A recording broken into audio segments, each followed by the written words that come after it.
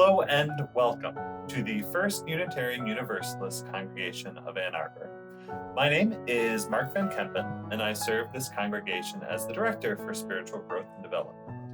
I wanted to welcome you to our worship service today. Whether you have been attending our worship services for years, or if this is your first time finding us through looking through all the different worship services on YouTube, we are so happy that you are here. Now, more than ever, it is so important that we find ways of gathering in community, regardless of what those ways might be. We are all creating our new methods of gathering together. And I wanted to invite you not only to join with us here now in this worship service, but to look and find other ways you can join with others in our congregation, to join in community, to be together, to share in our communal experience, and to be part of the greater whole that is Unitarian Universalism. One way that you can do that is to sign up for SGD classes. We have both adult SGD classes and children and youth SGD classes. You can find both by going to our website and typing in UUAA.org/SGD.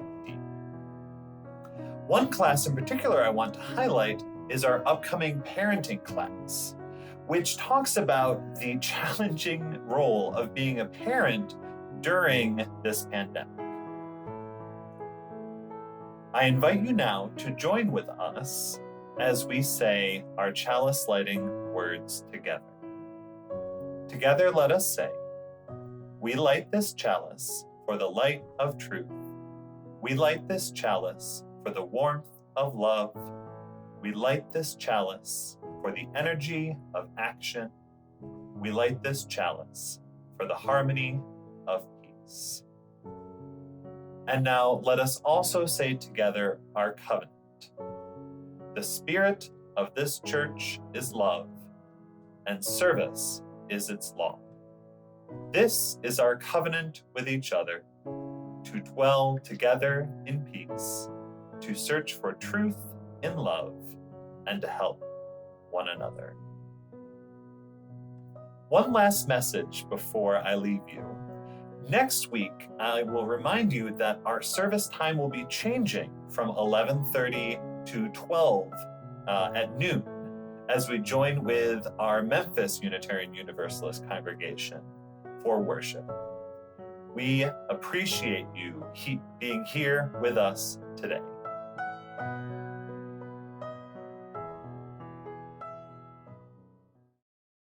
Come thou fount of every blessing, tune our hearts to sing thy grace.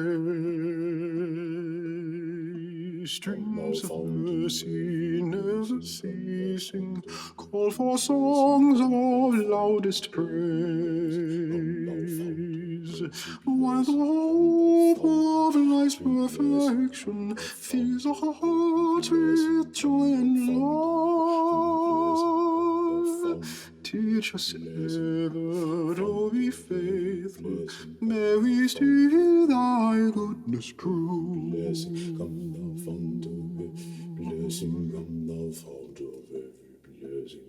Come thou fount of every vision, lift our eyes to what may come. See the lion and the lambkin dwell together in the home. Hear the cries of all for silence, hear our love glow like the sun. When we all serve one another, then our end is begun. The fount of inspiration, come the fount of inspiration. Come the fount of inspiration, turn our lives to higher ways, lift our gloom and desperation, show the promise of this day. sun, and still of our love, with thy aid, O fount of justice, earth be fair as heaven above. Be the cries of the awful silence. Be the Lord glory like the sun, when we also one another, when we also one another, then our heaven is begun.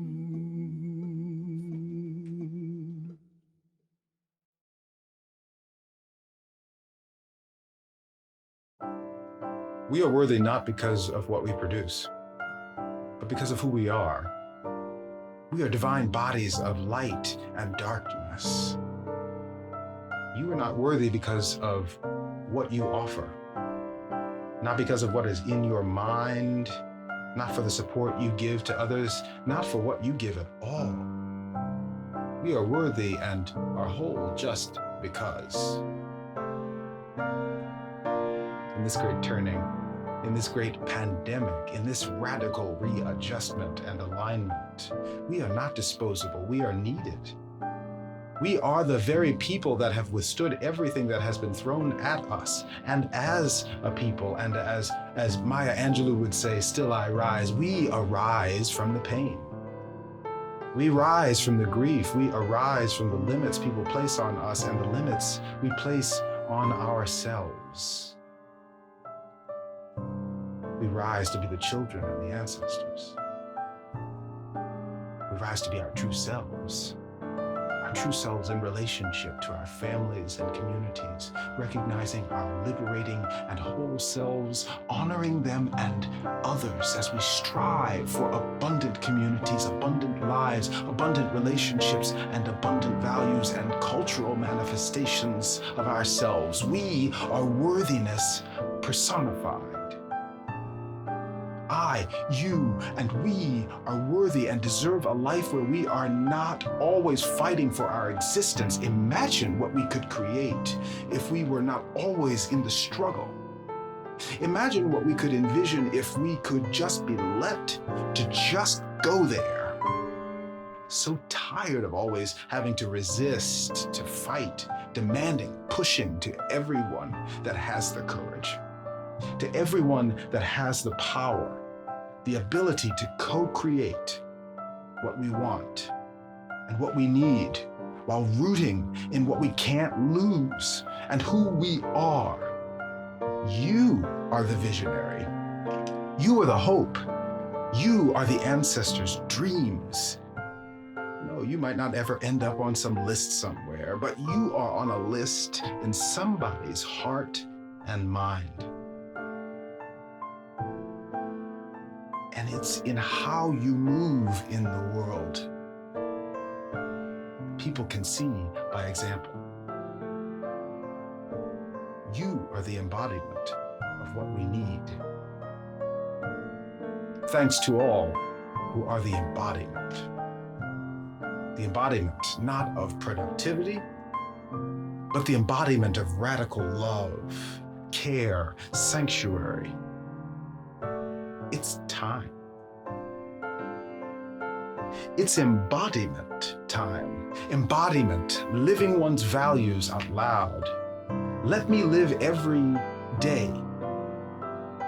Let me live my values out loud. Let us every day live our values out loud. Embodying our values. Not the productivity quotient.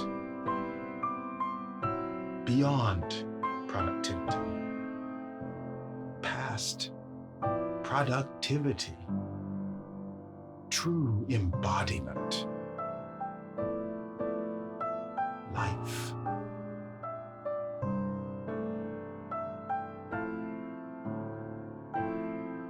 The wisdom of Elandria Williams.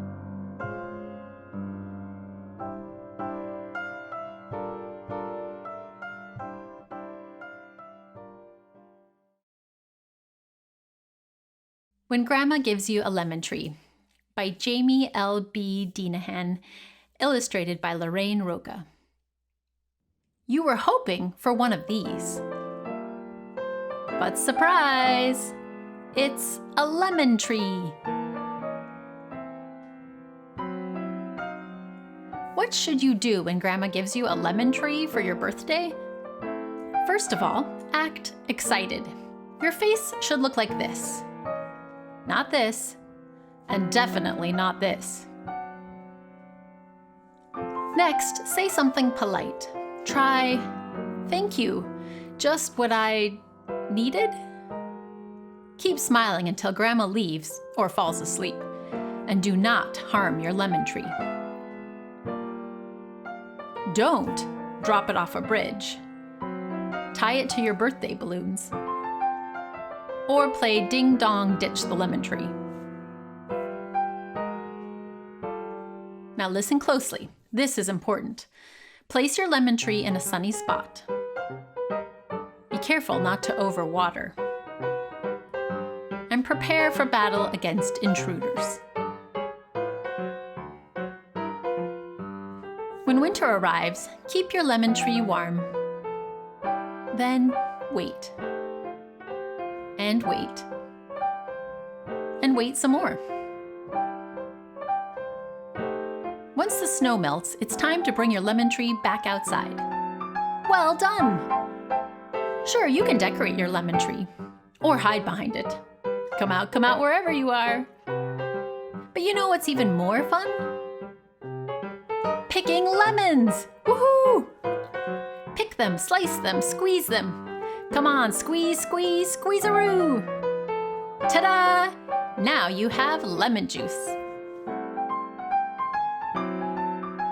You didn't think I'd leave you with lemon juice, did you? Of course not. Remember those gifts you were hoping for? It's good you're staying focused.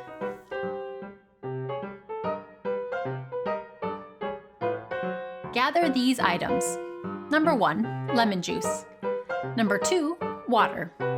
Number 3, a pinch or handful of sugar. Number 4, flashy lemonade stand. Cue a dazzling smile and... Ka-ching! Count your cash and head to the store. Now you can finally buy exactly what you want. Something you can really enjoy.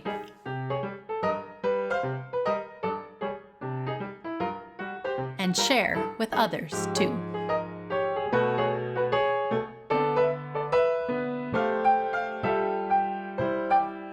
The end.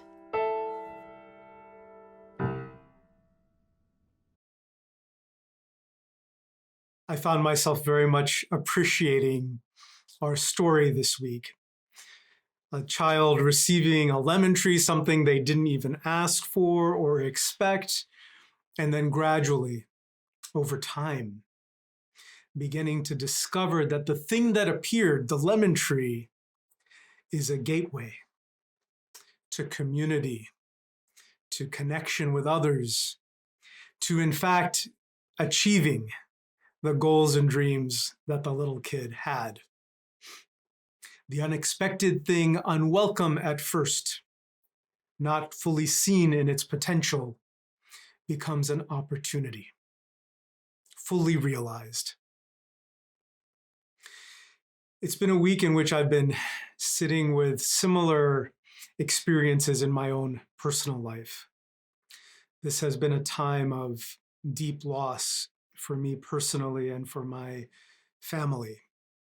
Many of you know that our former denominational co-moderator, consultant to our congregation's Vision 2050 process, Alandria Williams, died last week.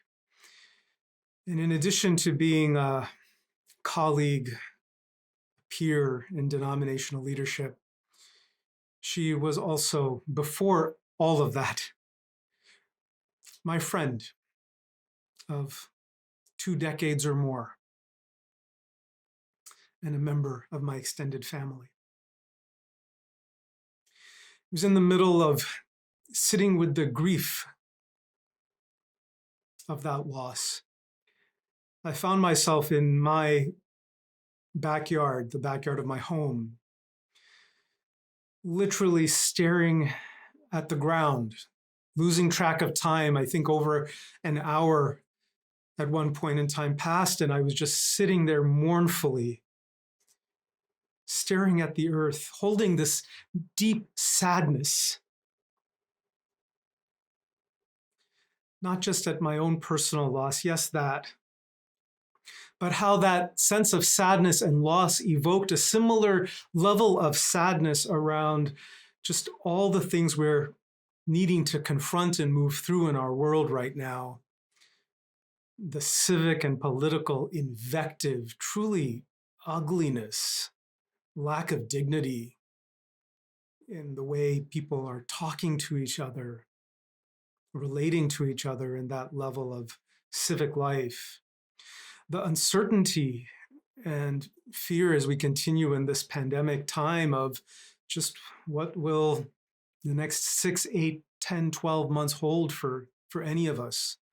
That uncertainty and the small and big losses day to day, everything that's needed adjustment and change, and things that had been planned that needed to be left behind, and needing to move into things that were never planned. Virtual schooling for the kids, a continuation of our time together like this. All those little and big losses continue. And I sat with the enormity of all of this, the personal grief and the ongoing losses around me. And I just stared at the ground, losing track of time. And I found myself at one point in time, my gaze drifting up, taking in a further, bigger view of my backyard. You wouldn't know this because you have likely not been to my house, but we live in a house that was built in West Ann Arbor in the 1960s, and it has a very long paved over concrete drive that extends well into the back of the property. It was probably the initial designer's intention to build a garage or a carport at the back of that long driveway at some point in time, and it just never happened. The home eventually becoming an extension of off-campus University of Michigan graduate student housing, essentially, which we just reclaimed as individual family housing in the past couple of years. Many things were in disrepair. Among them, at the back of this driveway, the concrete had begun to fall apart, fall into disarray, actually crumbling apart in certain areas. And over 2 years of walking by and near this part of the backyard of our property, I've held the thought many times that, one of these days, this disrepair, this broken concrete, we'll have to repave it, fix it up, maybe finish that carport, build a garage that was probably intended and never got constructed. I've held this thought for so long, and I've also thought, well, who also knows when the time will come when that day would be possible, when the resources will permit us as a family to undertake some extensive repair work and renovations like that. Who knows? The longing was there, and probably not anytime soon. My husband, Jeff, had a little bit of a different sense of possibility around this broken down, cracked up concrete at the back of our property. This summer, he was gifted some wildflower seeds by his mom. And he didn't really even tell me, he just kind of planted these wildflower seeds back there, marigold and forget-me-nots. And these unexpected flowers blooming at such a late time in the season were fully in their glory. Flowers growing out of cracks in concrete. Something that had been in total disrepair. It's one of the things I love about my husband. My mind had been around wanting to fix the concrete, to repair it, to get it back into the pristine state that it probably had in 1960. my husband saw the possibilities that were already there. And he allowed life to take hold and root and grow. And what emerged out of that life, those seeds of possibility, was beauty. As I sat with my dear beloved sibling, Elandria's death, these flowers, I call them the crack in the pavement flowers for me, became almost a little bit of an obsession, a direction in which my grief could flow. We had a dry spell of 4 or 5 days without any rain about a week ago, and I was obsessively bringing out hand-carrying pots of water because I wanted them to live. I wanted more beauty and more life wherever I could nurture it, wherever I could find it. And indeed, that is a resonant theme for me in the time that we've been in. The invective, the anger and frustration, the vitriol in the culture around us, the ways in which fear and anger are being embodied and brought alive routinely, my heart can't hold much more of it. I'm finding I'm turning away from it, looking for wholeness and beauty and art and creativity and possibility, looking for life, wanting to turn off the things that are not life enhancing and wanting to step into, bring my attention fully into alignment with an awareness of those things that represent the best potential of humanity, of the planet we're on, of the very essence and nature of life. My friends, we are entering a time where we take a moment to recommit ourselves to community. Later, in a few moments, you're going to hear from Beth Hospadaruk, the chair of our community's annual stewardship campaign. Our stewardship campaign is the process through which we collectively reflect on and bring our attention to dedicating whatever resources we each can to community, funding our community for the 12 months ahead, for the year 2021, for those 12 months.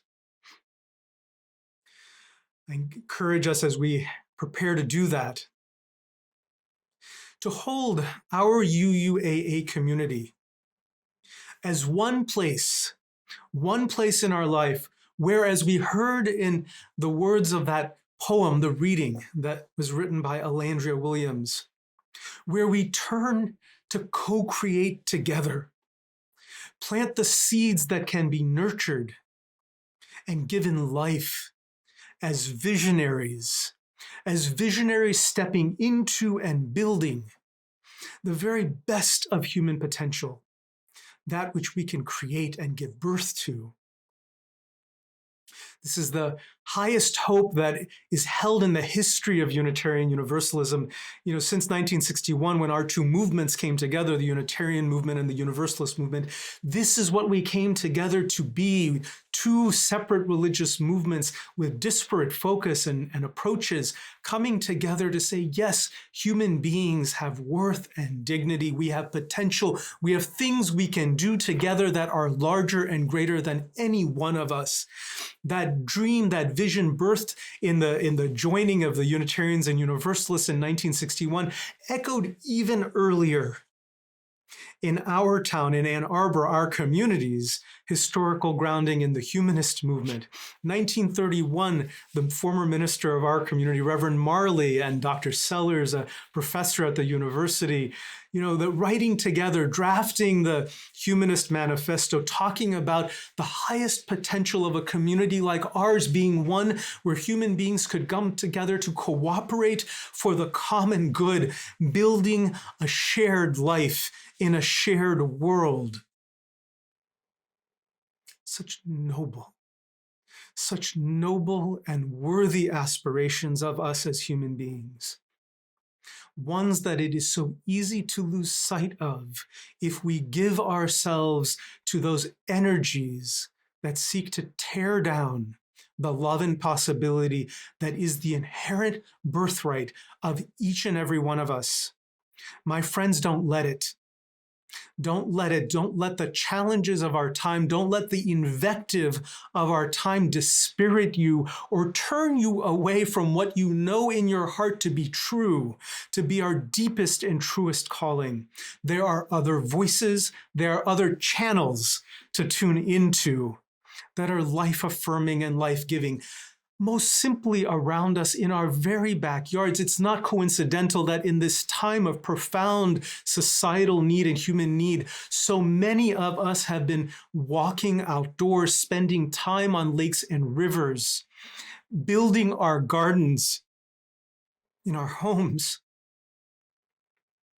Those very simple choices reflect those deeper longings. Connection to the elemental land that we come from and are a part of, its ability to grow, its resiliency, its power to step into and create, give life to beauty. We are that. We are a part of that. We are not separate from it.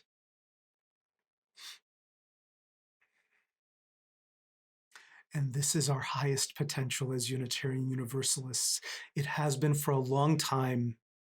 What we build together, we build in lineage with ancestors and predecessors, other members who were in community before us, who held similarly lofty dreams and hopes, who gave generously of themselves for this vision's sake. I invite you, my beloveds, as we step more deeply into this season, let us do so thoughtfully, mindfully, about what we're giving our time to, our attention to, our resources to. There are worthy things in this world that need all of that. And it is okay to turn down the dial on those things that are not life-enhancing, life-supporting, beauty-giving, full of art, creativity, possibility. Those types of things are loudly demanding our attention, wanting to monopolize our hearts and souls. They need not. I won't let them. Neither should you. For we are more worthy than that. Our dignity calls us to something deeper and higher. That goodness is a part of each and every one of us. We invite us to step into it together. For that is who we are as the First Unitarian Universalist Congregation of Ann Arbor. May we continue to be that in fullness, in love, and in grace. Come thou fount of every blessing, tune our hearts to sing thy grace. Streams of mercy never ceasing, call for songs of loudest praise. While the hope of life's perfection fills our hearts with joy and love, teach us ever to be faithful. May we still thy goodness prove.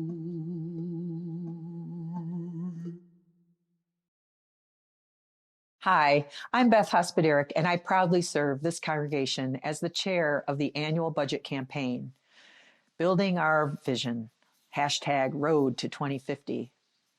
We begin our campaign today amidst a pandemic and much uncertainty. In a perfect world, which frankly I've never experienced, this is not the scenario I would envision. I envision a world where people care for each other and have access to health care. I envision an economy where everyone makes at least a living wage. I envision that Black lives really do matter.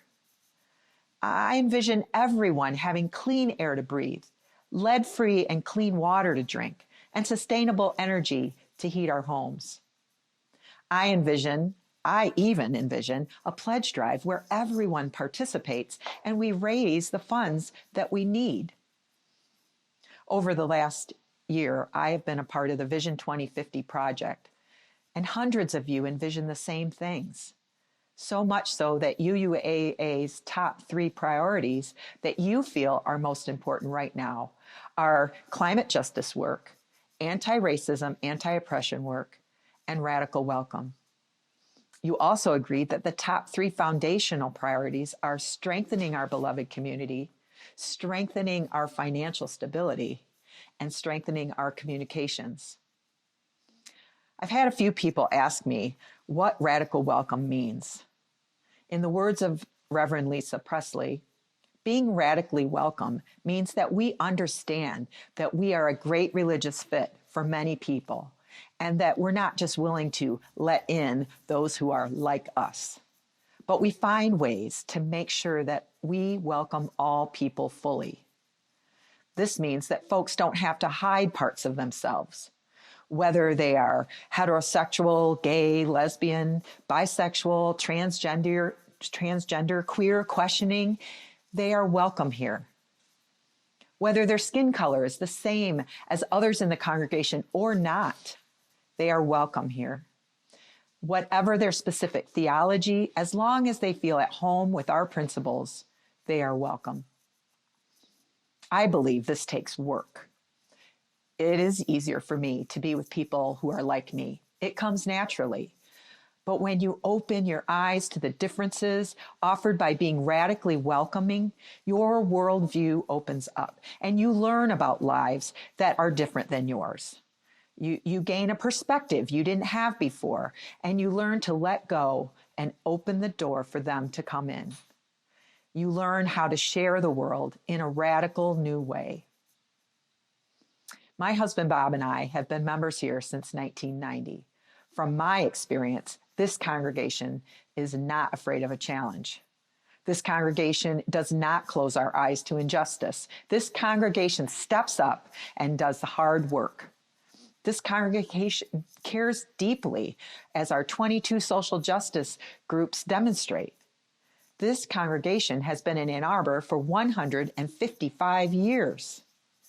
So I have a challenge for you. I want you to take a moment and think about being a Unitarian Universalist. What does it mean to you? Are you inspired by what is important to you? And are you called to work on those things? You could do it alone, but the power of we is so much greater than the power of one. Pledging your financial commitment to UUAA is one of the best ways for you to support the ongoing work that is so vital to everything we hold dear. This year's goal is $1.1 million, and that's just to keep things at status quo regarding staff, building, and programs. Consider, if you are able, to make a pledge that reflects your commitment to fighting against injustice for so many people and for our world. Consider, if you are able, to increase the pledge you made last year. Would you consider pledging 5% or more of your family's income? Consider, if you are able, that if we all did this, we would reach our goal and have the funds to strengthen our financial stability. You should have received a letter in the mail with more details, financial information, and how to make your pledge. If you have not, you can find all of this on the website, uuaa.org. If you have any questions, send them to stewardship@uuaa.org. Your generosity is greatly appreciated, and we will get through this together, and we can build our vision as we travel the road to 2050, one step at a time. Stay safe, and thank you very much. Our time together is coming to a close, but of course our connections continue on. If you'd like an opportunity to deepen those connections in a more intimate space, please join us for social hour directly after service by visiting UUAA.org/social hour. If you're new to our community and want to learn more about us, you can also let the social hour host know so that they can place you in a special breakout room for newcomers.